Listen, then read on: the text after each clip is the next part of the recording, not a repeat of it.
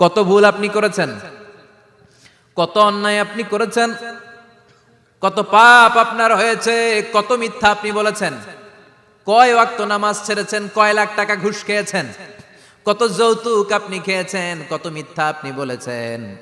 আপনার পাপ যত বড় হোক, যত বিশাল হোক, যত বেশি হোক, আল্লাহর দয়ার পরিসীমা তার চাইতেও বড়।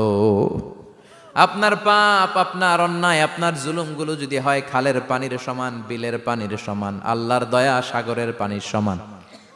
আপনার পাপ যদি হয় সাগরের পানির সমান, আল্লাহর দয়া মহাসাগরের পানির সমান। আপনার পাপ আর অন্যায় যদি হয় পাহাড়ের সমান, আল্লাহর দয়া আকাশের সমান। আপনার পাপ যদি হয় আকাশের সমান, আল্লাহর দয়া আরশের সমান। এজন্য আল্লাহ বললেন, ইয়া আইয়ুহাল্লাযীনা আমানু তুবু ইলাল্লাহি তাওবাতান নাসুহা।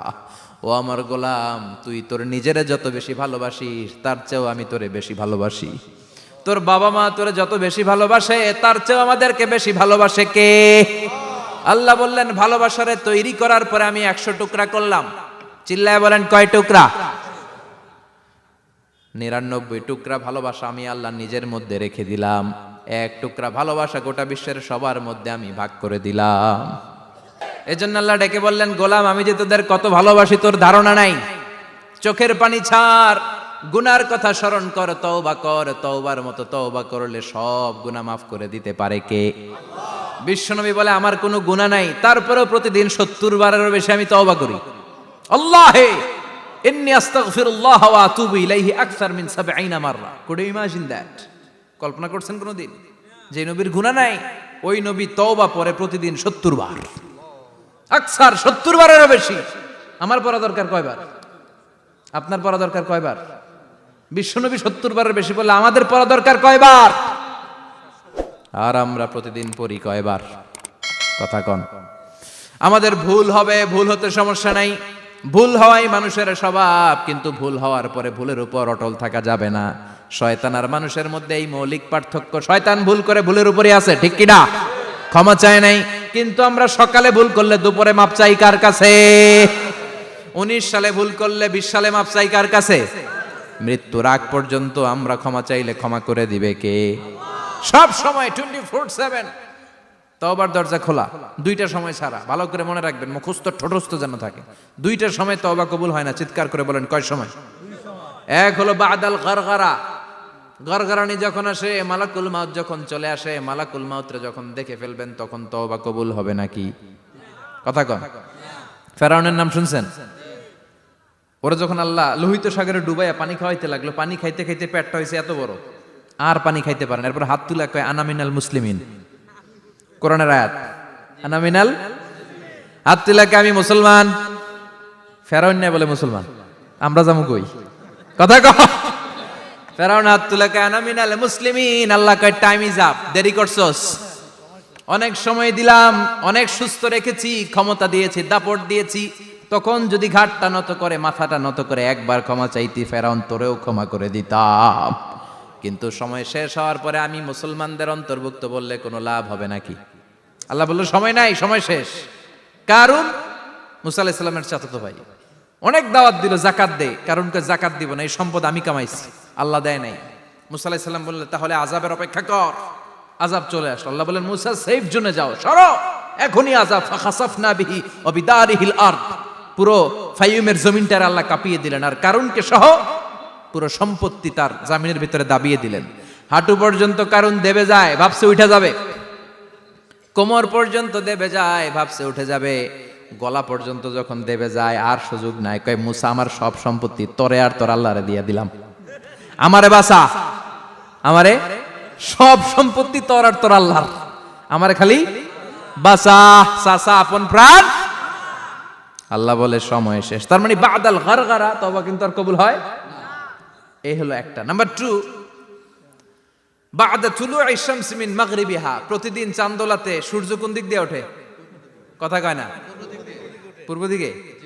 কিয়ামতের আগ দিয়ে সূর্য আর পূর্ব দিকে উঠবে না, পশ্চিম দিক থেকে উঠবে। যেদিন প্রভাতে পশ্চিম দিক থেকে সূর্য উঠবে, ওই দিন থেকে তওবার দরজাটারে বন্ধ করে দিবে কে?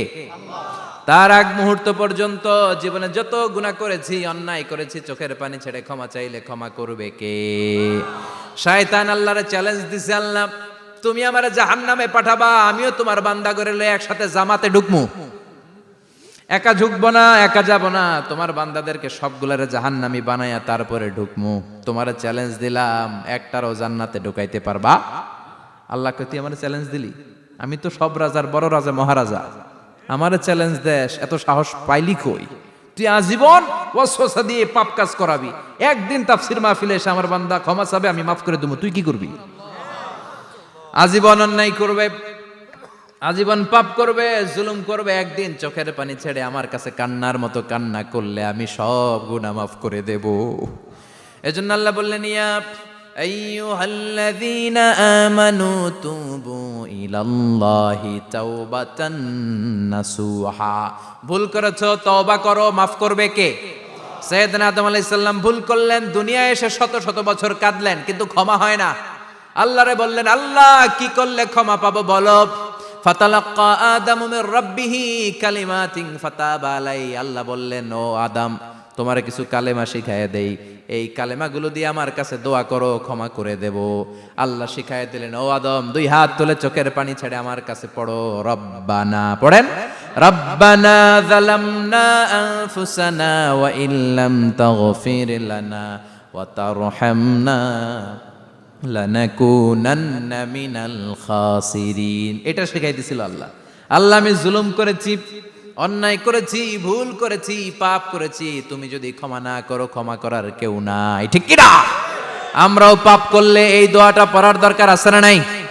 5টা শর্ত সাপেক্ষে আমাদের তওবা কবুল করবে কে? তওবা কবুল হওয়ার কিছু শর্ত আছে, 5টা। কয়টা? চিৎকার মেরে বলতে হবে, তওবা কবুল হওয়ার শর্ত কয়টা? 1 নম্বরে হচ্ছে আল ইকরা, acknowledgement. You have to give the acknowledgement that you are the greatest sinner on earth. আপনাকে ঘোষণা দিতে হবে যে আপনি এই পৃথিবীর সবচেয়ে বড় পাপী। 1 নম্বর শর্ত, আপনি বলেন যে আল্লাহ, আমার চেয়ে বড় পাপী নাই, আকাশের নিচে জমিনের উপরে আমি সবচেয়ে বড় পাপী, এমন কোনো পাপ নাই যেটা আমি করি নাই, ঠিক কি না? 1 নম্বরে পাপের ঘোষণা দেন। 2 নম্বরে আন-নাদাম, নাদাম মানে repentance. You have to be repentant for what you have done. আপনাকে অনুতপ্ত হতে হবে, চোখের পানি ছাড়তে হবে, আল্লাহ আমি লজ্জিত, আল্লাহ আমি নাদান, আমি পিশাচ, আমারে মাফ করে দাও। তার মানে স্বীকার গেলেন কি অন্যায় করেছেন। 2 নম্বরে আপনি অনুতপ্ত হলেন। 3 নম্বরে স্টপ, যেই পাপ করতেছিলেন ওইটা থামান, stop what you have done, যেটা করতেছিলেন আগে থামান। আপনি সুদ খাইছেন, অনুশোচনা আসলো, মাফও চাইতেছেন, আবার সুদও খাইতেছেন, হবে? আপনি ঘুষ খেয়েছেন, তওবা শুরু করলেন, আবার ঘুষও খেয়ে যাচ্ছেন, হবে? থামেন, স্টপ। 3টা গেল। 4 number, to hate what you have done, ঘৃণা করতে হবে, যেই পাপটা করেছেন মন থেকে ওই পাপটাকে ঘৃণা করতে হবে। 5 নাম্বার শর্ত হচ্ছে to determine that you never repeat this sin again in your life. আল্লাহর ওয়াদা দেন, কমিটমেন্ট দেন যে আল্লাহ আমার জীবনে পারতপক্ষে এই পাপ জীবনেও করব না। চিৎকার করে বলেন ঠিক কিনা? তার মানে আপনি স্বীকার যান, তারপরে আপনি অনুতপ্ত হবেন, যে পাপ করেছেন থামিয়ে দিবেন, পাপটারে মন থেকে ঘৃণা করবেন, আর আল্লাহরে ওয়াদা দিবেন আল্লাহ আর করব না। এই 5টা শর্তের আলোকে তওবা করলে জীবনের সব গুনাহ মাফ করে দিবে কে? এজন্য আল্লাহ বললেন, ইয়া আইয়ুহাল্লাযীনা আমানু তুবু ইলাল্লাহি তাওবাতান নাসুহা। তওবার মতো তওবা করো, সব গুনাহ মাফ করতে পারে কে? তওবা করবেন তো? রাজি আছেন? কবে করবেন? এই মুহূর্তে তওবা করলাম, এই মুহূর্তে আল্লাহর কাছে ক্ষমা চাই, আল্লাহ জীবনের সব গুনাহ মাফ করে দাও। আমাদের দেশে তওবা করার জন্য হুজুর লাগে, কথা কন, পীর সাহেব হুজুর, বড় হুজুর, ছোট হুজুর, হাফেজ সাহেব লাগে না? হাফেজ সাহেব, ইমাম সাহেব, এদের ছাড়া নাকি তওবা হয় না। না, এটা ভুয়া কথা। আপনি অনুতপ্ত হন, আপনি চোখের পানি ছাড়েন, আপনি আপনার রবরে বলেন, ক্ষমা করে দিবে কে? ইমাম সাহেব আসতে হবে শর্ত না, পীর সাহেব হুজুর এসে হুজুরের হাতে হাত রেখে তওবা পড়তে হবে শর্ত না। আপনার রবরে ডেকে চোখের পানি ছেড়ে ক্ষমা চান, ক্ষমা করবে কে? আর প্রতিদিন শতবার পড়তে থাকবেন আস্তাগফিরুল্লাহ। আওয়াজ করে সবাই পড়েন আস্তাগফিরুল্লাহ, আর জোরে পড়েন আস্তাগফিরুল্লাহ। বিশ্বনবী বলেন, মান লাজিমাল ইস্তিগফার জাআলাল্লাহু লাহু মিন কুল্লি দিকিন মাখরাজা। সব সময় ইস্তিগফারের সাথে যে লেগে থাকবে, রব্বুল আলামিন তারে 5টা জিনিস দিবে। কয়টা? কথা কোন, আরো জোরে সবাই বলেন কয়টা? নাম্বার 1, জাআলাল্লাহু লাহু মিন কুল্লি দিকিন মাখরাজা। বিপদে পড়লে বিপদ থেকে উদ্ধার করবে কে? আমাদের তো কোনো বিপদ নাই না? আছে? কত বিপদ, হ্যাঁ? রাস্তাঘাটে দুর্ঘটনা হতে পারে, যে কোনো সময় ভূমিকম্পে পড়তে পারি, বজ্রপাত পড়তে পারে না, ঠেড়া পয়রা মানুষ নাই, আছে না নাই? এই বিপদ আপদ থেকে আপনারা রক্ষা করবে কে? যদি আপনি ইস্তেগফারের সাথে আঠার মতো লেগে থাকেন। কিসের সাথে? কথা বলেন। ইস্তেগফারের সাথে লেগে থাকতে পারলে 1 নাম্বার হচ্ছে বিপদে পড়লে আপনারে মুক্ত করে দিবে কে?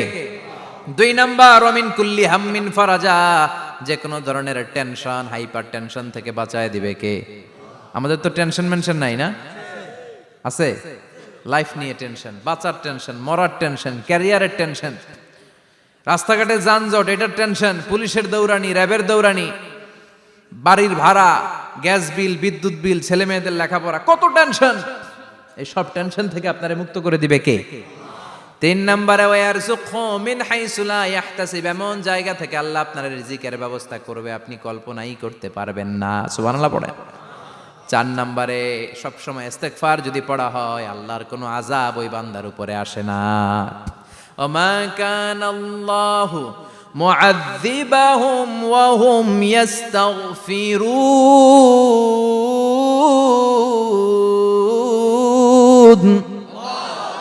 যতক্ষণ আমার বান্দা আমার কাছে ইস্তেগফার পড়তে থাকে, আমার কোনো আযাব বান্দারে পাবে না। যতক্ষণ ইস্তেগফার পড়বেন, আল্লাহর কোনো আযাব আপনার উপর আসবে না। 4টা গেল। 5 নাম্বার, বারবার ইস্তেগফার পড়লে রফিক ভাই আল্লাহ আপনার মুস্তাজাবুদ দাওয়া বানিয়ে দিবে। দোয়া করা মাত্র কবুল করে নিবে কে? মুস্তাজাবুদ দাওয়া বুঝেন তো? মানে যিনি হাত তুলতে দেরি, কবুল হতে দেরি হয় না। বারবার বারবার ইস্তেগফার পড়ে দেখেন যে আপনার দোয়া কেমনে কবুল হয়। সবসময় ইস্তেগফার পড়লে আপনার দোয়াগুলোর এইভাবে কবুল করে নিবে কে? এই 5টা জিনিস পাবেন সবসময় যদি ইস্তেগফারের সাথে লেগে থাকেন। রাজি আছেন তো? এজন্য বিশ্বনবী সব সময় নামাজে সালাম ফিরানোর পরে পড়তেন আস্তাগফিরুল্লাহ। কি পড়তেন? 3 বার পড়তেন আস্তাগফিরুল্লাহ, আস্তাগফিরুল্লাহ, আস্তাগফিরুল্লাহ। পড়তে রাজি আছেন? ইস্তেগফারের অনেকগুলো আলফাজ আছে, সবচেয়ে ছোট ইস্তেগফার হচ্ছে এটা, আস্তাগফিরুল্লাহ, আস্তাগফিরুল্লাহ।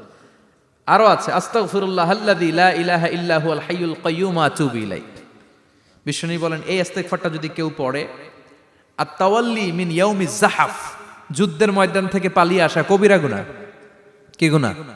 কাফেরদের সাথে যুদ্ধ, আমি তাগড়া যুবক, তলোয়ার নিয়ে নেমেছি, আমার দেহের 1 ফোঁটা রক্ত থাকা পর্যন্ত আমি যুদ্ধ চালিয়ে যাব, আমি ফিরে আসতে পারবো না। আইনটা কার? ফিরে আসলে কবিরা গুনাহ। বিশ্বনবী বলেন যুদ্ধের ময়দান থেকে ফিরে এসেছে এরকম কবিরা গুনাহ অবলম্বনকারীও যদি আস্তাগফিরুল্লাহ আল্লাযী লা ইলাহা ইল্লা হুয়াল হাইয়ুল কাইয়্যুম ওয়া আতুবু ইলাইহি পড়ে, ওই কবিরা গুনাহকারীকেও ক্ষমা করে দিবে কে? পড়তে রাজি আছেন তো? আবার সাইয়েদনা আবু বকর বললেন, ইয়া রাসূলুল্লাহ আল্লিমনি দুআআন আদউ বিহি ফি সালাতি, এমন দোয়া আপনি আমারে শিক্ষা দেন যেই দোয়াটা আমি নামাজে পড়তে পারি। বিশ্বনবী বললেন পড়ো, আল্লাহুম্মা ইন্নী যালামতু নাফসি যুলমান কাসীরান ওয়া লা ইয়াগফিরুয যুনুবা ইল্লা আনতা ফাগফিরলি মাগফিরাতাম মিন ইনদিক ইন্নাকা আনতাল গফুরুর রহিম। সুবহানাল্লাহ পড়েন। এটাও ইস্তেগফার। আমরা এটার বলে দোয়া মাসুরা, সালাম ফেরানোর আগে পড়ি না? যেখানেই ক্ষমা চাওয়ার কথা আছে ওইটারই কি বলে? ইস্তেগফার। আল্লাহুম্মা ইন্নী যালামতু নাফসি, আল্লাহ জুলুম করেছি, যুলমান কাসীরা, অনেক জুলুম, ওয়ালা ইয়াগফিরুয যুনুবা ইল্লা আনতা, তুমি ছাড়া এই গুনাহ ক্ষমা করার তো কেউ নাই। ফাগফিরলি মাগফিরাতাম মিন ইনদিক, তোমার দয়ায় আমারে ক্ষমা করে দাও। ইন্নাকা আনতাল গফুরুর রহিম, তুমি হলা ক্ষমাশীল। ঠিক কি না? এটাও ইস্তেগফার, এটাও পড়বেন। আর এই সব ইস্তেগফারের শ্রেষ্ঠ ইস্তেগফারের নাম সাইয়্যিদুল ইস্তেগফার। যত ইস্তেগফার হতে পারে এর মধ্যে সবচেয়ে শ্রেষ্ঠতম ইস্তেগফার নাম কি? কথা কন। বুখারীর বর্ণনা, শাদ্দাদ ইবনে আউস রাদিয়াল্লাহু তাআলা আনহু বর্ণনা করেন, এই সাইয়্যিদুল ইস্তেগফার দিনের বেলা যে পড়বে ওই দিনে মারা গেলে সে জান্নাতি। এই সাইয়্যিদুল ইস্তেগফার রাতের বেলা যে পড়বে ওই রাতে যদি ইন্তেকাল হয় ওই লোকটা জান্নাতি। মুখস্থ আছে না? কার কার মুখস্থ? হাত তুলেন। মাশাআল্লাহ, তাবারাকাল্লাহ, মাশাআল্লাহ, মাশাআল্লাহ। আর যাদের নাই তাদের হোমওয়ার্ক, তাদের আল্লাহুম্মা আনতা রাব্বি লা ইলাহা ইল্লা আনতা খালাকতানি ওয়া আনা আবদুক ওয়া আনা আলা আহদিকা ওয়া ওয়া'দিকা মাস্তাতা'তু আউযু বিকা মিন শাররি মা সানা'তু আবুউ লাকা বিনি'মাতিকা আলাইয়া ওয়া আবুউ লাকা বিযামবি ফাগফির লি ফাইন্নাহু লা ইয়াগফিরুয যুনুবা ইল্লা আনতা। সুবহানাল্লাহ পড়েন। আজকে রাতে পড়ছেন, মারা গেলে জান্নাতি। চিল্লায় পড়েন না আল্লাহু আকবার। এজন্য বিশ্বনবী বলেন, আমার আগের গুনাহ মাফ, পরের গুনাহ মাফ, তারপরেও প্রতিদিন আমি 70 বার তওবা ইস্তেগফার পড়ি। আজকে থেকে পড়তে রাজি আছেন তো? বেশি বেশি ইস্তেগফার পড়া যাবে না? একটু প্রাণ খুলে, দিল খুলে আওয়াজ করে পড়েন তো আস্তাগফিরুল্লাহ। আর জোরে পড়েন আস্তাগফিরুল্লাহ। আবার সবাই পড়েন আস্তাগফিরুল্লাহ। সব সময় তওবা ইস্তেগফার যারা পড়ে তাদেরকে পছন্দ করে কে? সব সময় জিকির করে করে জিহ্বাটারে যারা ভিজিয়ে রাখে তাদেরকেও পছন্দ করে কে? আল্লাহ বলেন, ওয়াজকুর রাব্বাকা ফি নাফসিকা তাদাররুআন ওয়া খীফাতান ওয়া দুনাল জাহরি মিনাল কওলি বিল গুদুবি ওয়াল আসাল ওয়া লা তাকুম মিনাল গাফিলিন। সুবহানাল্লাহ পড়েন। আল্লাহ বলেন, ওয়াজকুর রাব্বাকা ফি নাফসিক, আল্লাহরে মনে মনে ডাকো। তাদাররুআন ওয়া খীফা, আল্লাহর জিকির করতে আল্লাহ বলেছেন ফি নাফসিক। বুঝতেছেন না অর্থ? ফি নাফসিকা, মনে মনে আল্লাহর জিকিরটা করো। তাদাররুআন ওয়া খীফা, তাদাররুআন মানে বিনয়ের সাথে, with full of humility, submission and humbleness. বিনয়ের সাথে আল্লাহরে ডাকো। ওয়া খীফা, গোপনে গোপনে ডাকো। দুনাল জাহারি মিনাল কওল, চিৎকার চেঁচামেচি করে ডেকো না। কার কথা? আওয়াজ করে জিকির করো না। এই যে আমরা মাহফিলে লা ইলাহা ইল্লাল্লাহ জিকির করে, এটা তালিমান। উদ্দেশ্য কি? তালিমের জন্য আওয়াজ করে জিকির জায়েজ আছে, কিন্তু ব্যক্তিগত জিকিরের যে ইবাদতটা, এটা আস্তে আস্তে হইতে হবে, এটা ভদ্রভাবে হতে হবে, চিল্লাচিল্লি করে নয়। আবার তালিমের জিকির ওইটাও ভদ্রভাবে। ইন্নাল্লাহা জামিল ইউহিব্বুল জামাল, আমার আল্লাহ সুন্দর, আমার আল্লাহর জিকিরের মধ্যেও সৌন্দর্য আছে না নাই? কিন্তু এদেশে জিকিরের ভেতরে লাফালাফি আছে না নাই? বেশি না কম? কি বসেন বসেন, হ্যাঁ বসে যান তো, অনেক ধরনের আছে জিকির। হ্যাঁ বসেন বসেন, বসে যান। হ্যাঁ হাইবার আলী, এটা কি আবার জালালি? তো এই যে ইন্নাল্লাহা জামিল ইউহিব্বুল জামাল, আমার আল্লাহ সুন্দর, আমার আল্লাহর জিকিরের মধ্যেও সৌন্দর্য আছে না নাই? তালিমের উদ্দেশ্যে সবাই মিলে জিকির করা যায়, কিন্তু চিল্লাফাল্লা করা যাবে না, লাফালাফি করা যাবে না, মাথা ডানে বায়ে ঝোলানো যাবে না, ঠিক কিনা? কিন্তু লাফালাফির জিকির আছে না নাই? লাফাইতে লাফাইতে, হ্যাঁ গাছের আগায় বাঁশের আগায়। আবার যিনি জিকির পরিচালনা করে ওনার কান্দে যাই ওঠে, আছে না নাই? বিশ্বনবী সাহাবাদের নিয়ে জিকির করছেন, সাহাবারা লাফাতে লাফাতে খেজুর গাছের আগায়। হাদিসে আছে না এটা? বিশ্বনবী সাহাবাদেরকে নিয়ে জিকির করছেন, লাফাতে লাফাতে আবু বকর বিশ্বনবীর কান্দের উপরে। আছে হাদিসে আছে? এটা জিকির নয়। কি সুন্দর দেখেন, ইসলাম বোঝা কত সহজ। ওয়াজকুর রাব্বাকা ফি নাফসিকা তাদাররুআন ওয়া খীফা, গোপনে জিকির করো, ভদ্রতার সাথে বিনয়ের সাথে জিকির করো। ওয়ালা তাকুম মিনাল গাফিলিন, দুনাল জাহারি মিনাল কওল, চিৎকার চেঁচামেচি করে জিকির করো না। যারা চিকফাল দিয়ে হই হই হই হই করে, আছে না? হই হই হই হই হই হইয়ের ভিতরে আল্লাহর নাম আছে। হ্যাঁ এই যে হুই হাই হুই হাই, এই স্টাইলের যে জিকির, এটার ভিতরে আমার আল্লাহর নাম আছে? আল্লাহর নাম যদি না থাকে ওইটা জিকির হবে? কথা বলেন।